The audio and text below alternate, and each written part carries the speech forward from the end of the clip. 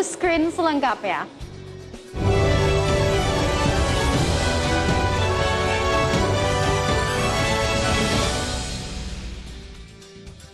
Ya pemirsa, ini merupakan hari kedua untuk pengecekan STRP atau surat tanda registrasi pekerja pada pekerja sektor esensial dan kritikal di halte bus Transjakarta, tapi masih banyak saja yang tidak mematuhi ataupun mengetahui terkait dengan aturan tersebut. Satu persatu penumpang moda transportasi bus Transjakarta diperiksa petugas terlebih dahulu sebelum memasuki shelter halte bus Transjakarta yang berada di dalam kawasan terminal bus Kalideres, Jakarta Barat. Para penumpang bus Transjakarta ini diperiksa kelengkapan surat perjalanan untuk masuk ke wilayah DKI Jakarta.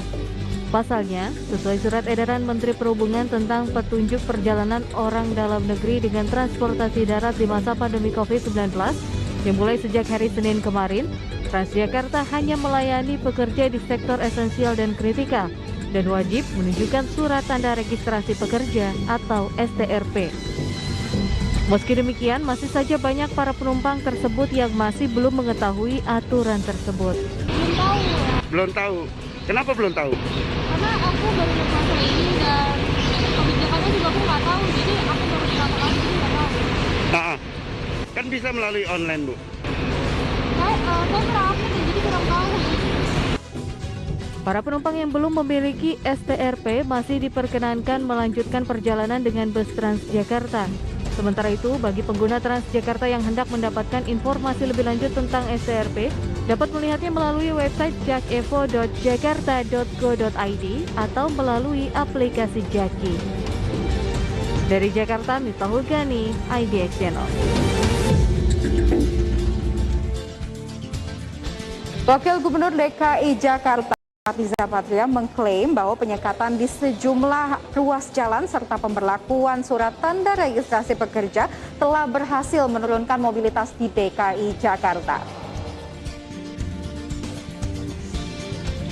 Menurut Riza, banyaknya jalur darat yang disekat serta aturan larangan beroperasi bagi perusahaan di luar sektor yang dikecualikan membuat aktivitas warga berkurang. Meski demikian, Riza menyebut masih banyak perusahaan non-esensial dan kritikal yang nekat beroperasi secara sembunyi-sembunyi di masa PPKM darurat. Pemprov DKI Jakarta memperkuat bekerja sama dengan jajaran TNI dan Polri untuk terus melakukan pengawasan di wilayah DKI Jakarta. Wagub juga mengancam akan memberikan sanksi tegas berupa pencabutan izin usaha bagi perusahaan yang masih beroperasi di masa PPKM darurat.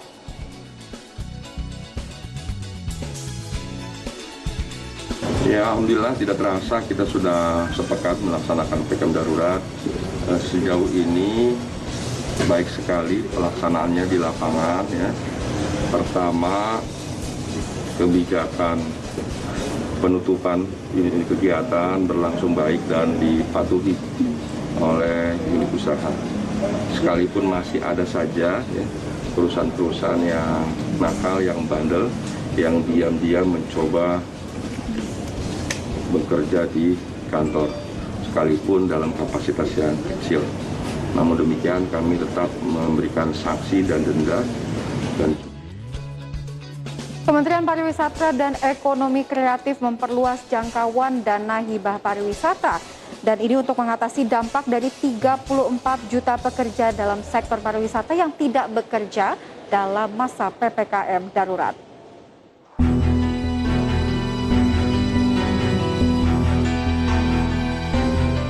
Kementerian Pariwisata dan Ekonomi Kreatif memperluas jangkauan dana hibah pariwisata untuk mengatasi dampak 34 juta pekerja di sektor pariwisata yang tidak bisa bekerja di masa PPKM darurat.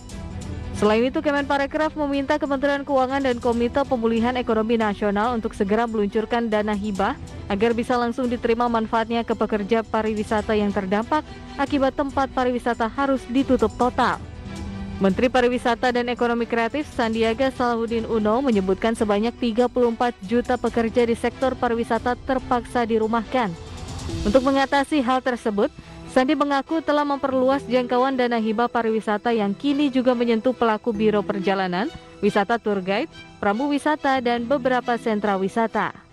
Tahun lalu hanya menjangkau hotel dan restoran. Tahun ini kita ingin juga menyentuh pelaku biro perjalanan wisata, tour guide, pramu wisata, tempat-tempat rekreasi, dan beberapa sentra wisata. Nah, ini yang kita harapkan bisa mendapatkan tindak lanjut yang cepat.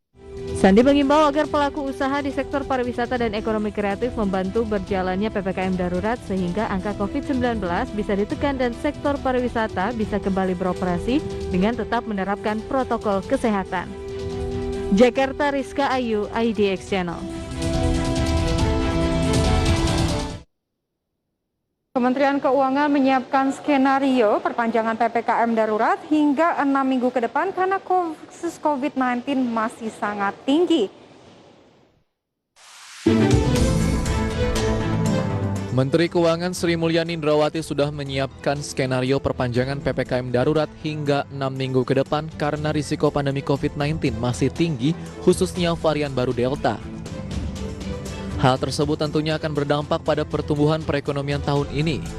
Tingkat konsumsi masyarakat dipastikan akan melambat sehingga pemulihan ekonomi akan tertahan. Menteri Keuangan memperkirakan pertumbuhan ekonomi kuartal ketiga akan melambat di kisaran 4 hingga 5,4%. Untuk itu pihaknya akan memperkuat belanja APBN. Sebelumnya, pemerintah sudah menambah belanja di sektor kesehatan dan perlindungan sosial dalam program PER. Penambahan anggaran dua sektor tersebut berasal dari refocusing dan realokasi sektor lainnya seperti bantuan UMKM dan korporasi serta program prioritas. Dengan situasi itu, kami tentu akan melakukan rekalibrasi terus-menerus mengenai growth projection. Bisa dan banyak sekali skenario bisa dibuat mengenai tadi konsumsinya akan menjadi berapa persen kalau mobilitasnya turun 50%, 30%. Dan itu semuanya akan kita juga lakukan kalibrasi dari forecast perekonomian. Karena buat kami ini juga akan tercapture dari sisi penerimaan negara tadi. Selain dukungan dari anggaran, pemerintah juga akan melakukan akselerasi program vaksinasi serta meningkatkan kesiapan sistem kesehatan untuk menopang PPKM darurat. Dari Jakarta, Raharjo Patmo, IDX Channel.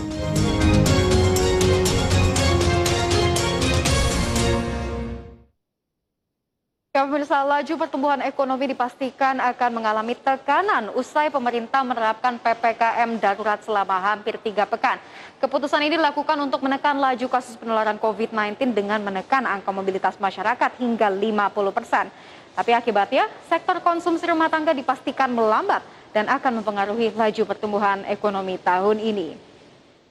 Gubernur Bank Indonesia Peri Warjio dalam rapat dengan Banggar DPR RI menjelaskan pelaksanaan PPKM darurat akan menurunkan proyeksi ekonomi pada 2021 yang sebelumnya 4,1 hingga 5,1% menjadi 3,8%. Peri menyebutkan PPKM darurat akan menurunkan mobilitas dan konsumsi masyarakat sehingga berdampak pada penurunan pertumbuhan ekonomi. Padahal Bank Indonesia menilai pada semester pertama tahun ini, ekonomi Indonesia sudah menunjukkan perbaikan. Hal tersebut tercermin dari meningkatnya ekspor serta realisasi belanja fiskal. Secara rinci berbagai indikator-indikator, tapi asesmen awal ini menunjukkan bahwa pertumbuhan ekonomi di tahun 2021 itu akan lebih rendah dari perkiraan kami sebelumnya yang titik tengahnya pada waktu itu adalah 4,6%. Asesmen awal kami menunjukkan kalau PPKM darurat ini kita lakukan selama 1 bulan dan bisa menurunkan COVID itu secara baik, pertumbuhan ekonomi kita akan turun ke sekitar 3. Pemirsa, pemerintah akan membagikan 300.000 paket obat bagi pasien COVID-19 tanpa gejala dan bergejala ringan. Informasinya usai pariwara.